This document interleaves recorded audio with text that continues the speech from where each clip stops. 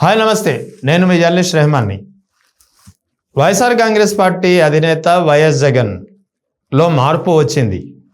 YS Jagan గతంలో లేరు. YS Jagan ఏదైతే 2.0 చూస్తారని చెప్పి పదే పదే చెబుతున్నారో అందుకు తగ్గ కార్యాచరణ సిద్ధం చేసుకుంటున్నారు. వైఎస్ జగన్ 2.0లో భాగంగా ప్రతి కార్యకర్తకు ప్రాధాన్యత ఉంటుంది.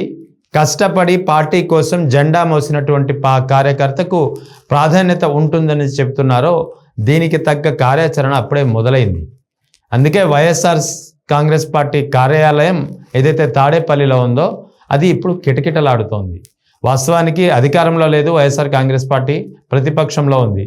కేవలం ఘోర పరాజయం తర్వాత 2024 ఎన్నికల్లో కేవలం 11 సీట్లకే పరిమితమైనటువంటి పార్టీ అయినా సరే అధికార పార్టీ కార్యాలయాలకు ధీటుగా, అంటే ఆ కార్యాలయాల్లో కూడా ఇంత జనం ఎప్పుడు కనిపించడము. ఇప్పుడు మీరు ఇటీవల కాలంలో గత కొద్ది రోజులుగా చూస్తే తాడేపల్లిలోని వైఎస్ఆర్ కాంగ్రెస్ పార్టీ ప్రధాన కార్యాలయంలో కార్యకర్తలు కిటకిటలాడుతున్నారో, ఆఖరికి ఇన్ఛార్జీలు కానీ ఎవరైతే ఎమ్మెల్యేలు ఉన్నారో వీరు జగన్ కోసం వచ్చినా సరే కాస్త క్యూ లైన్లో నించోవాల్సినటువంటి పరిస్థితి. అంటే ఇక్కడ జగన్ వాళ్ళని క్యూ లైన్లో నించోబెడుతున్నారని కాదు, కానీ అంటే పరిస్థితి అంత కిటకిటలాడుతోంది.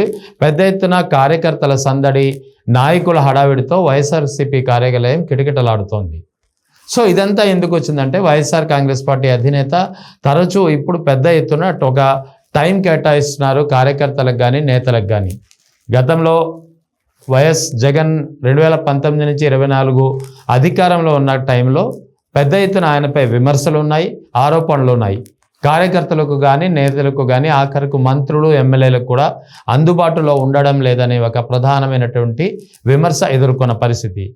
సో ఆ తర్వాత కూటమి ప్రభుత్వం అధికారంలోకి వచ్చింది. ఆ కూటమి ప్రభుత్వం అధికారంలోకి వచ్చినటువంటి కొద్ది రోజుల నుంచే వైఎస్ జగన్ పెద్ద ఎత్తున మీడియా కాన్ఫరెన్స్ల ద్వారా పదే పదే కూటమి ప్రభుత్వ నిర్వాకాల్ని, కూటమి ప్రభుత్వం చేస్తున్నటువంటి విధి విధానాల్ని గణాంకాలతో సహా వివరించే ప్రయత్నం చేస్తున్నారు. ఇది నిజంగా కార్యకర్తలకు, నాయకులకు ఒక ధైర్యాన్ని కల్పిస్తోంది.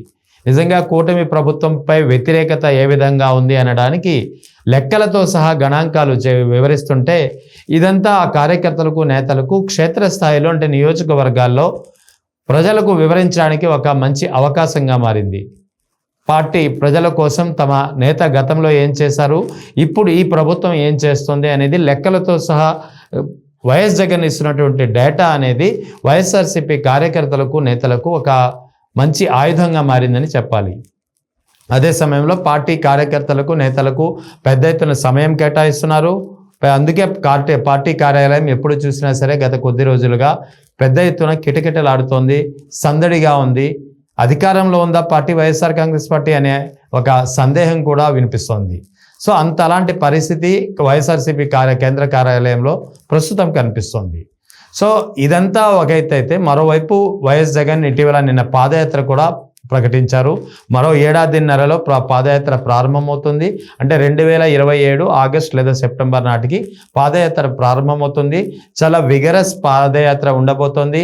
మొత్తం సుదీర్ఘంగా గత పాదయాత్రకు భిన్నంగా ఈ పాదయాత్ర చాలా ఎక్కువ కాలం, మరింత సుదీర్ఘంగా, మరింతగా ఎక్కువ గ్రామాలని టచ్ చేసే విధంగా ఉండనుందనేది చెప్పిన మాట.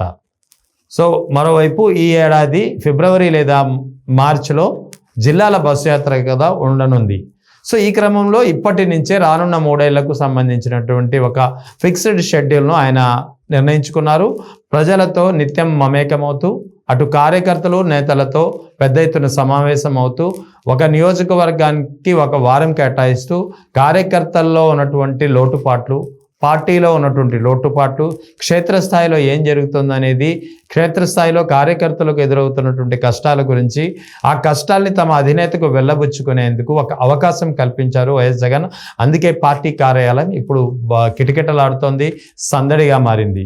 సో మొత్తానికి వైఎస్ జగన్లో వచ్చినటువంటి మార్పు కార్యకర్తలో ఒక కొత్త జోష్ తీసుకొస్తోంది.